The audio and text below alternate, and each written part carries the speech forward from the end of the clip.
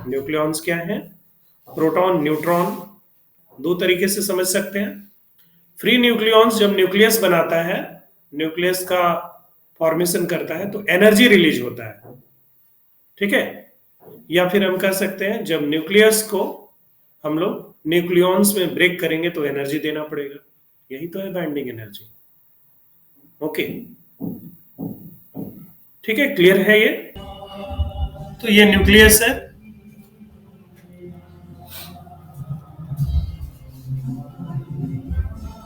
Nucleus में क्या होता है? प्रोटॉन होता है और न्यूट्रॉन्स होते हैं, ठीक है।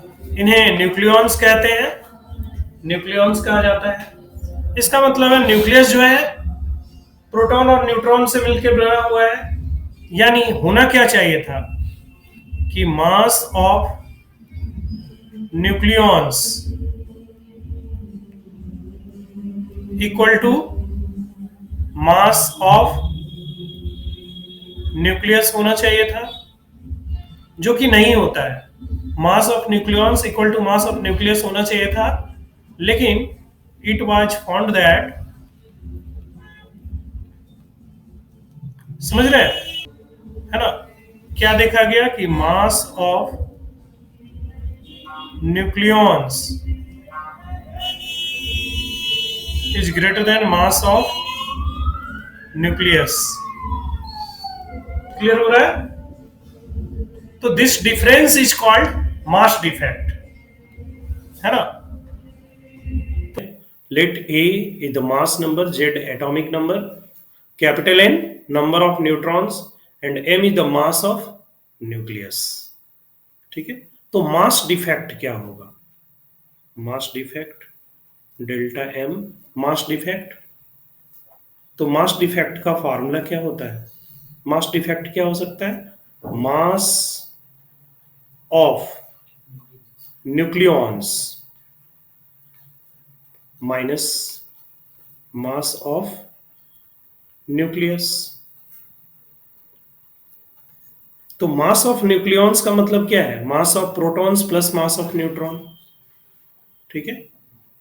और हम लोगों को पहले ही मान लेना होगा, let M P equal to mass of proton,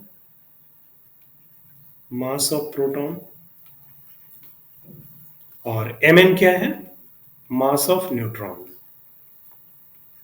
mass of neutron, ठीक है। तो मास ऑफ न्यूक्लियॉन्स का मतलब क्या हो गया? मास of proton plus mass of neutron. तो देखिए, तो कितने प्रोटॉन होंगे? जेड प्रोटॉन होंगे, नहीं तो जेड एमपी।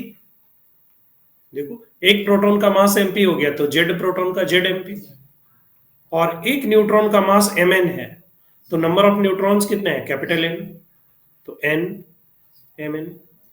क्लियर हुआ? एक प्रोटॉन का मास एमपी है तो जेड प्रोटॉन का जेड एमपी, एक न्यूट्रॉन का मास एम एन है तो कैपिटल एन न्यूट्रॉन का मास कितना होगा? एन एम एन, माइनस फिर क्या होगा? मास ऑफ न्यूक्लियस, ठीक है। तो ये हो गया मास डिफेक्ट आ गया। और मास डिफेक्ट आप जब कैलकुलेट कर लेते हैं तो उसके बाद हम बाइंडिंग एनर्जी फाइंड कर सकते हैं delta M into C square से, ठीक है। इसको पहले नोट कीजिए, है ना। इतना मास क्या हो गया? एनर्जी में कन्वर्ट हो गया, इसलिए न्यूक्लियस का मास क्या है? Less than mass of nucleons है। न्यूक्लियॉन्स जब मिलकर न्यूक्लियस बनाते हैं तो इतना मास, है ना, क्या होता है? एनर्जी में कन्वर्ट हो जाता है। तो बाइंडिंग एनर्जी कितना होगा? बाइंडिंग एनर्जी, तो बाइंडिंग एनर्जी हम लोग लिख सकते हैं delta M into C square. तो डेल्टा एम तो किस में होना चाहिए? एम यू में होगा, है ना। तो डेल्टा एम और सी स्क्वायर, और ये कैलकुलेट होकर कितना आता है? डेल्टा एम, ये M U into C square अभी आपने पढ़ा था 931.5 mega electron volt, million electron volt कहते हैं, ठीक है। ओके, तो न्यूक्लियस के अंदर में जितना भी न्यूक्लियॉन्स है, कितना न्यूक्लियॉन्स है? नंबर ऑफ न्यूक्लियॉन्स ए, है ना।